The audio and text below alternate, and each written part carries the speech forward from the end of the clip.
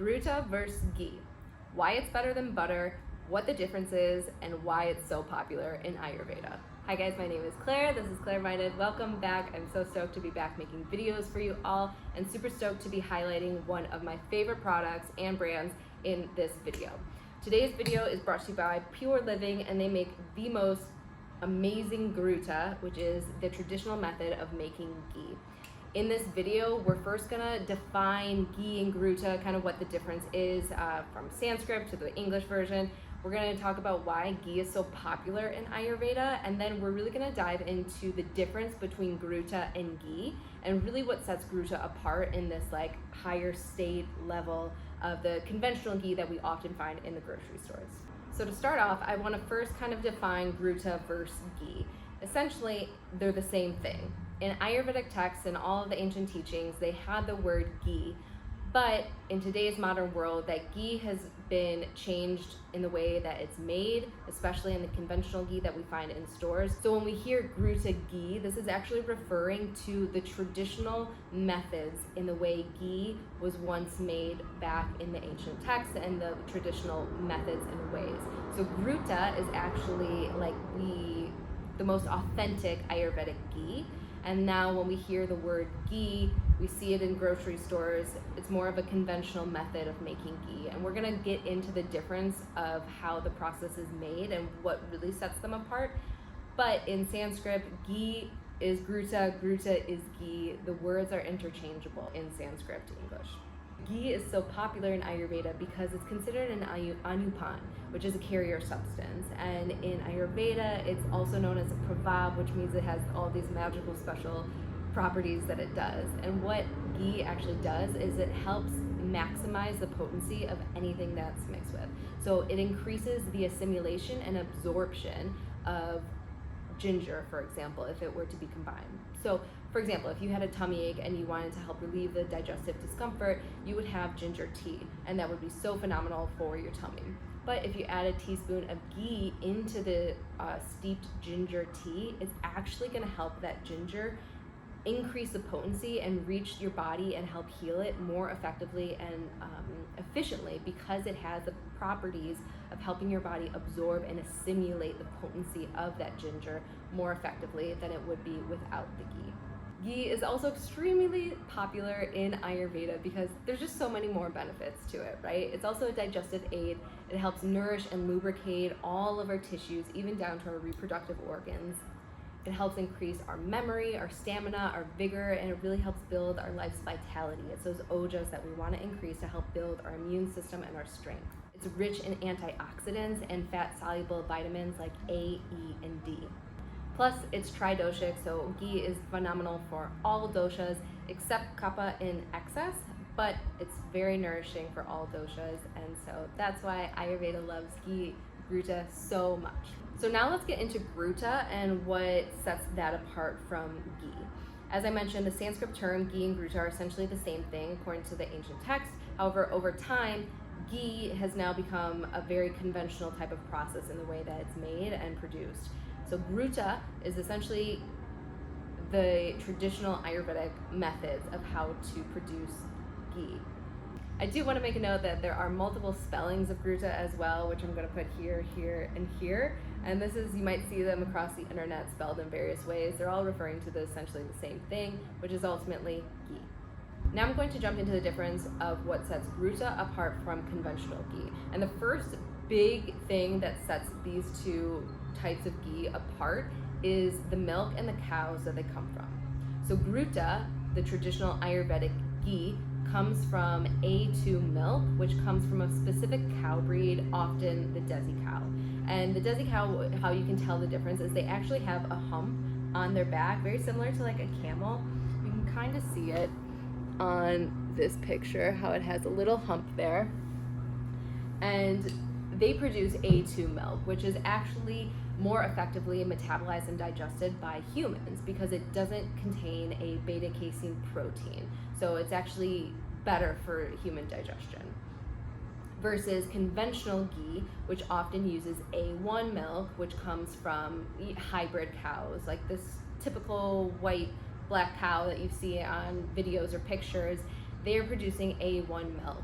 And these cows usually contain or produce milk that contains these beta casein proteins. And this type of beta casein protein can cause inflammation, and it's a little harder for human bodies to digest.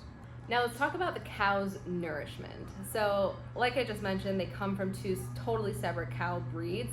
And now let's talk about how these cows are nourished, because that is just equally as important, right? We're taking so much care of how we nourish ourselves. We need to start caring about how the animals are nourished that we also, consume as well. If they are taken care of, then ideally we are taken care of too. The Gruta is coming from these Desi cows producing A2 milk, and they're eating with the season, so that changes throughout the year.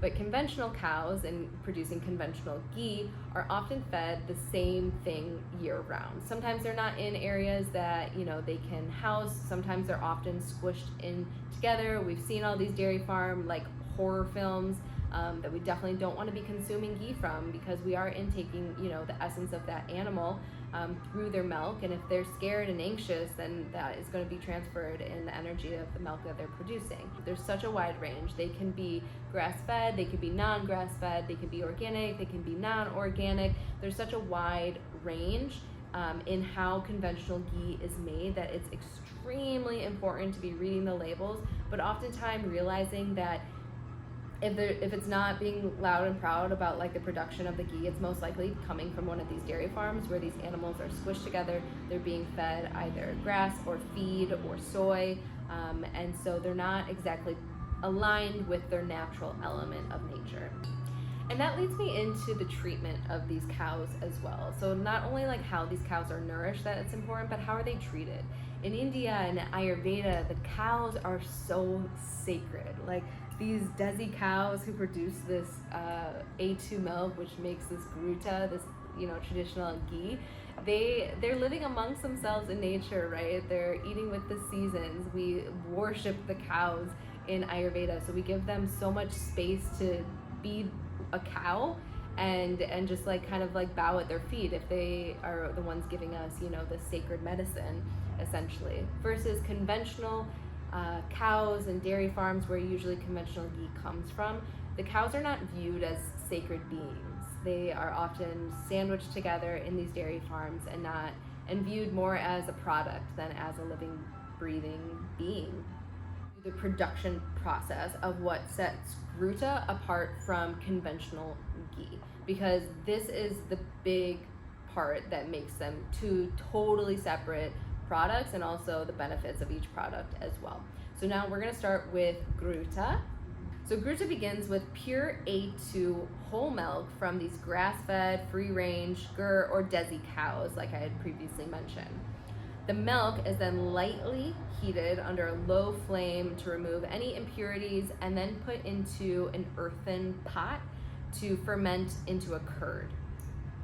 Once the curds are churned by traditional techniques, from which the cultured butter is separated from the buttermilk.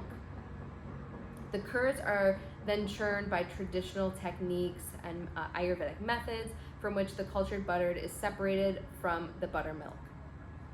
Then the cultured butter is simmered until the milk solids sink to the bottom and darken in color, and then the butter starts to turn clear.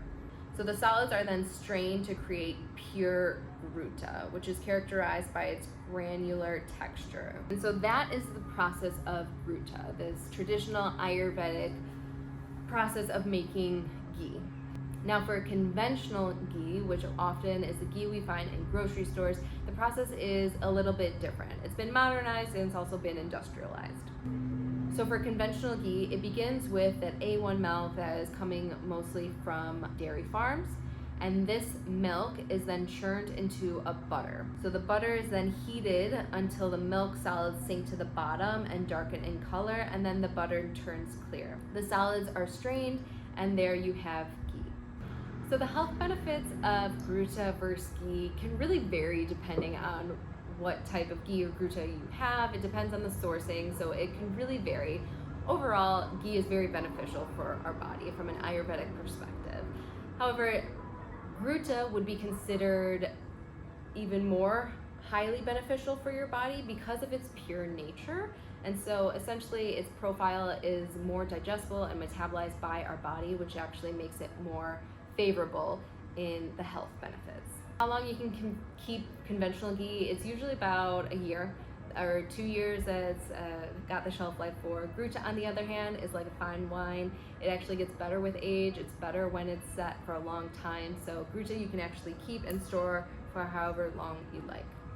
Thank you guys so much for tuning in and learning about the difference between Gruta and conventional ghee with me today. If you like this video, please like it below, subscribe to my YouTube channel, check out my other videos. I have tons of Ayurvedic knowledge-based and educational videos that you can help learn about Ayurveda. And if you have any recommendations, please put them in the comments below. Pure is also offering a sweet discount, so you with 20% using the code ClaireMinded, you can save on your ghee or Chyavanprash as well too, so that'll be listed in the show notes below. Thank you guys so much for tuning in to this video of the difference between Gruta versus ghee, conventional ghee, and why it's definitely better for you than butter.